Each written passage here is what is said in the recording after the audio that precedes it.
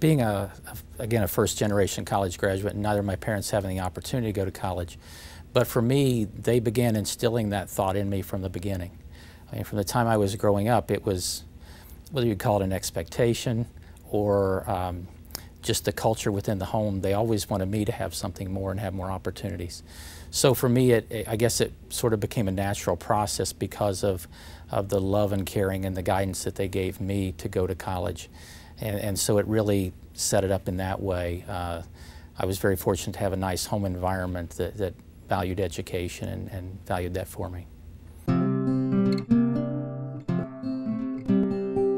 My parents obviously instilled in me the values of going to college, but it was actually the husband of a third cousin who was a pharmacist.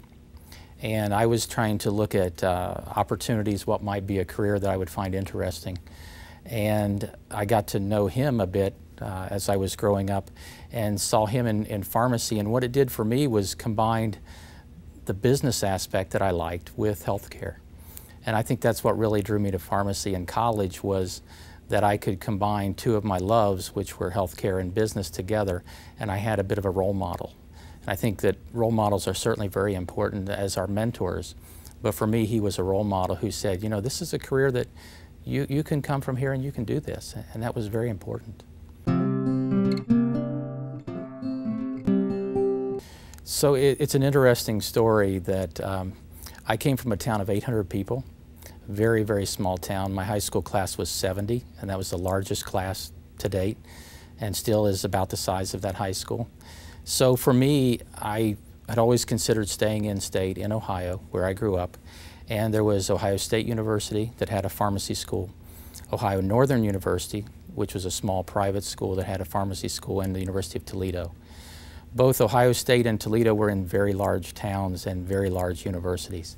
And being a very small town boy, as they say, that was an environment that I wasn't particularly comfortable in. I went up to visit Ohio State and Ohio Northern University. And when I walked on campus at Ohio Northern, and it was 2,000 students instead of 50,000 students, and the town was about 5,000 people. It seemed like the right environment for me, and with my children, I've been the same way, that when you walk on a campus, you should envision yourself as being there, and is this a place you could picture yourself? And for me, when I stepped on the campus at Ohio Northern, it was someplace that I could envision myself, and it felt like home. I meet with every potential pharmacy student as they're interviewing for admission into pharmacy school, and I express to them that Lexington is maybe larger in number than where they came from, but it has a very small town feel. You know, we're one of the top 5 in terms of safest campuses in America. Folks like me are here who are small town people at heart, and that it has that feel to it that you are with a group, and a smaller group that you can associate with and have affinity with. And it really does have that hometown touch. First year in college was a transition. You know, I had been in a very small high school, and yes, I had gone to a fairly small college, but I found that my high school didn't have the rigor that I really needed to prepare me for college. We did not rank particularly well in the state in the statewide tests. And so for me, it was an adjustment not only for living away from home, and that was part of it, but maybe the bigger adjustment was learning how to study and how to really be a student. And it took me a year. It took me some time to really figure out what it meant to be a true student, how to study, and what was the right studying technique for me. You know, I think as I reflect back, I spent the first semester or so listening to other people and what worked for them. And I'd try it, and it might work and it might not work, but I really had to find what was the right technique for me and what was the right way to study.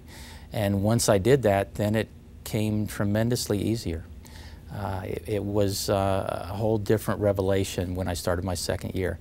But you've got to persevere, and that's the real key to students is to persevere, realize that you're not, it's not your entire life. You've got hopefully 50, 60 more years ahead of you. and that you can make adjustments. And so, you know, there's always the education inside the books, and there's the education outside the books. And for me, it was the education outside the books, not just the living away from home, but learning how to be a student, that really was key to succeeding. You know, at my high school, I was fortunate. I was the valedictorian of my class, had a 4.0 average. Life was going to be good and very easy. And so I really didn't have to study in high school. I didn't have to exert much effort. I could look over something the morning of an exam, get an A on it, and it was good. What I didn't realize, though, was that there was not much rigor in that material that I was getting, and certainly in the exams that I was taking. And I unfortunately have to admit that our high school was next to last in the entire state of Ohio in social studies, for instance. That's somewhat of a deficit to be coming from, and yet I thought I was a great student.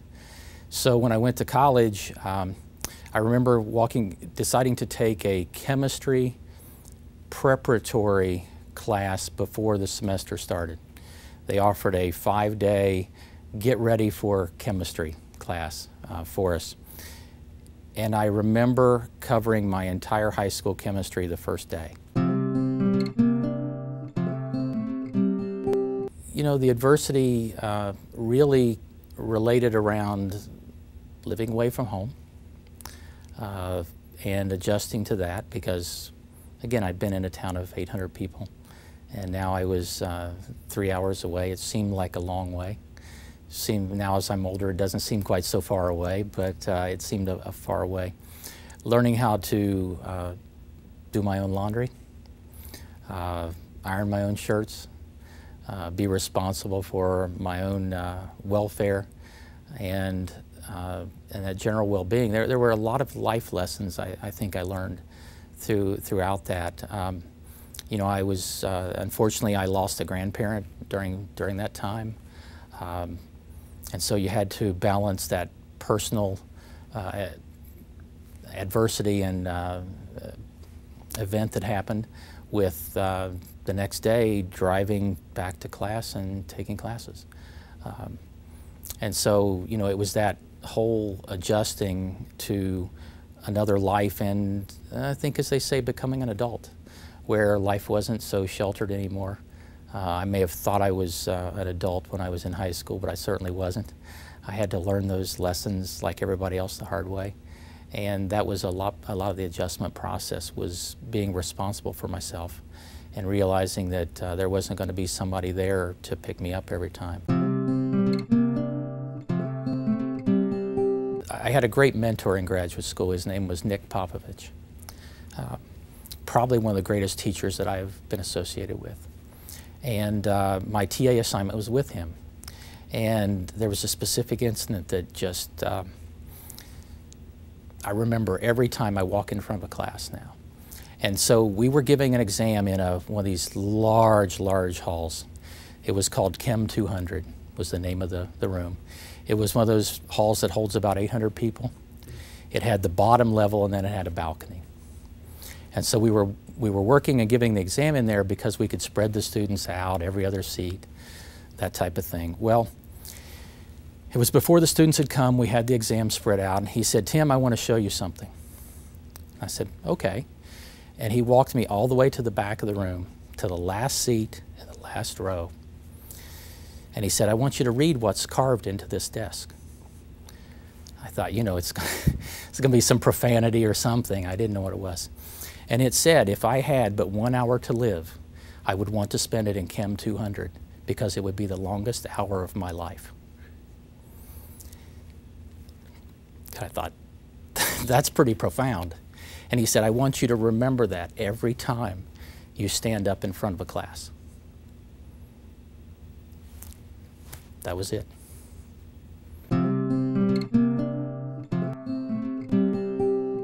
To be sure and use the advising system and the support system that is here.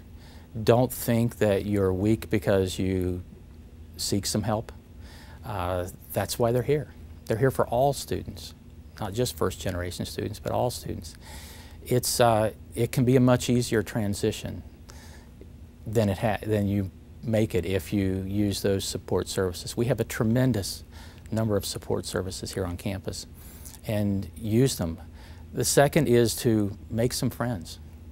Find some people to hang out with, because studies clearly show that when you're with a group, you have some affinity to a group of people, an organization, that your success rate is significantly higher. So get involved, find some people that you like to hang out with, that like similar things, and join. Really become a part. There's the education inside the books, there's education outside the books, as I've said. They're both very important. But I think it's to not go it alone, and don't feel embarrassed to ask for some help, because that's why it's there, and it's not always easy.